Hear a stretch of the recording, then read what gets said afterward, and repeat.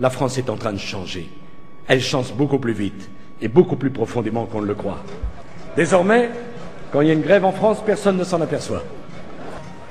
Les réformes doivent continuer pour permettre à notre pays de sortir le plus vite et le mieux possible de la crise.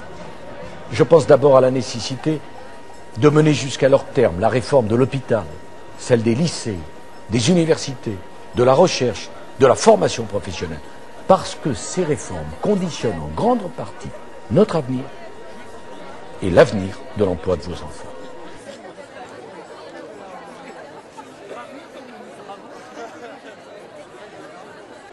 Nous en avons assez de la culture de l'autisme, de la culture du silence, de la culture du mépris, de l'autosatisfaction. Nous en avons surtout assez de la désinformation, par des mensonges en réalité, des informations publiques, générales, dans presque tous les médias télécommandés.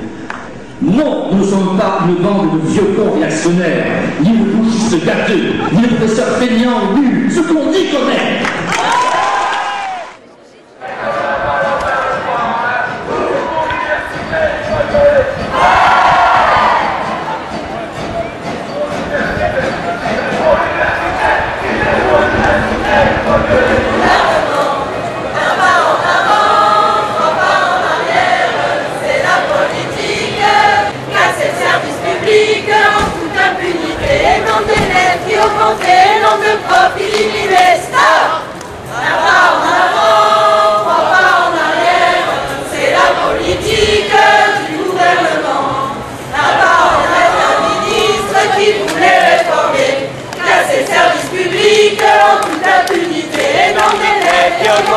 Nombre de profits éliminés. Pas en avant, 3 pas en arrière, c'est la politique du gouvernement. Un pas en avant, 3 pas en arrière, c'est la politique du gouvernement. Étudiants, enseignants, on n'en peut plus.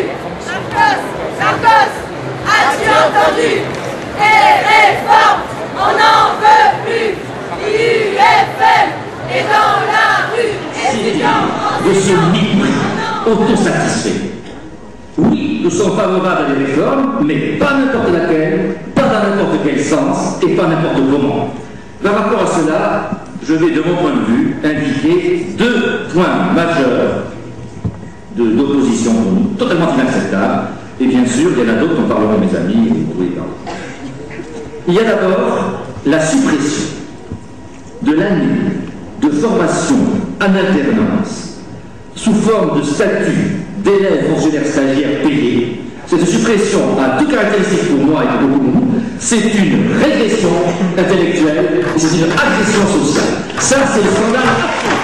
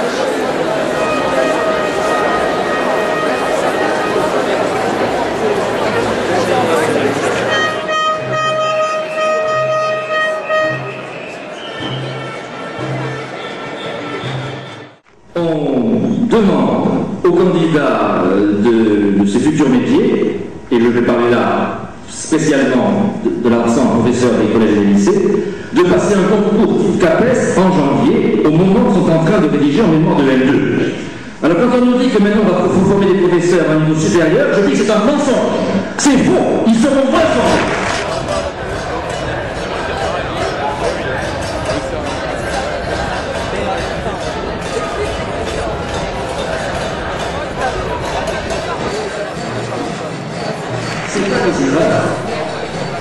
C'est pas des erreurs tactiques, c'est pas des erreurs pédagogiques.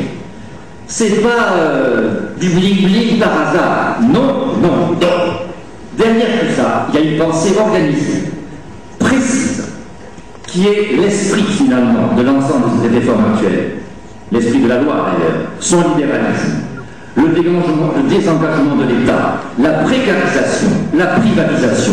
C'est pas des mots, on nous a dit qu'on était rêveurs, on ne rêve pas. Nous avons constaté quelles sont les circulaires qui viennent maintenant et qui depuis le 1er janvier empêchent aux universités de gérer les précaires sur le budget de l'État. C'est pas nous qui avons inventé ça.